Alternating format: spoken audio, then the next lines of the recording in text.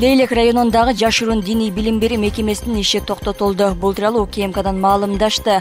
Мыйзамсыз иштеп жаткан диний объектлердин ишине бөгөт коюу боюнча жүргүзүлүп жаткан иш-чаранын алкагында Разаков шаарындагы дин иштери боюнча мамлекеттик комиссиясы менен биргеликте Баткен облусундагы Ан-Ниса диний окуу борборунун иши токтотулган.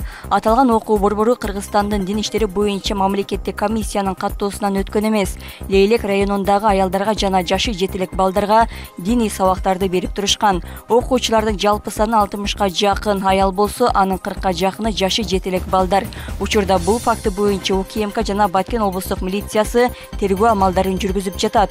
Окуу борборунун алынган диний адабияттар боюнча тиешелүү экспертизалар дайындалды.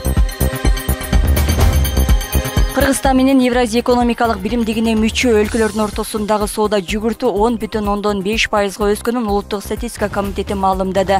Үстү-үзөгү жылдын 4 айында тышкы сооданын көлөмү 5,2 миллиард долларды түздү. Ал эми 2023 жылдын ушул мезгилине салыштырмалуу 27,7%га экспорт, 19,7%га импорт, 29,2%га өскөн. Үстү-үзөгү жылдын январь жана апрель айларында Кыргызстан менен Евразия экономикалык биримдигинин ортосундагы товар жүгүртүүнүн көлөмү болжол менен 1,4 миллиард долларды түзүп, өткөн жылдын 4 айына салыштырмалуу 10,5%га өскөн. Евразия экономикалык биримдигинин өлкөлөрү менен болгон сооданын эң чоң үлүшү Россияга туура келет, 73,7%га, андан кийин Казакстанга 24,3%га туура келди деп айтылат маалыматта. Жогорку кеңеште экономика жана коммерция министри Данияр Амангелдиев менен депутат Чыңгыз Ажыбаев айтыша кетти. Конституциялык мыйзамдар, мамлекеттик түзүлүш, сот, укук маселелери боюнча комитетте административдик аймактык реформа боюнча мыйзам долбоордун пакети каралган.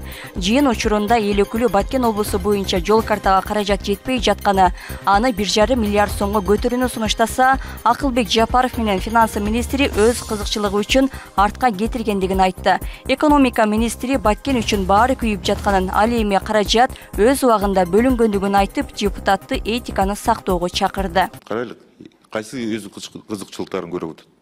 Баткенде баарыбыздын Баткенде турабыз. Акча каражаттар өз убагында бөлүнүп турат. Токтоп туруңуз. Сиз токтоп туруңуз. Мына мен сизге азыр анда Баткен десек, Баткен жөнүндө айтып коеюн. Мына Leylek районунда быйылкы жылдын эсебинен канча мектеп бүтөт, билесизби сиз? Жооп берет азыр. Сиз билесизби? Мен билем, азыр жооп берет так. Мына жооп бериңиз анда. Мен сиздин экзамениңизди отурган эмесмин. Бага экзамендеги суроо бербеңиз. Бул министрдин этикасынын өзүнүкүнү карап коюш керек. Болбосо залдан чыгарып салгыла. АКШга мурдагы СССРдин 6 мамлекетинен мыйзамсыз барган мигранттар депортацияланат. Бул туурасында РИА Новости жазды. Маалыматта бул кадамдар АКШга мыйзамсыз кирип жаткандар өтө көп топтолуп калган Сан-Диего секторуна тиешелүү.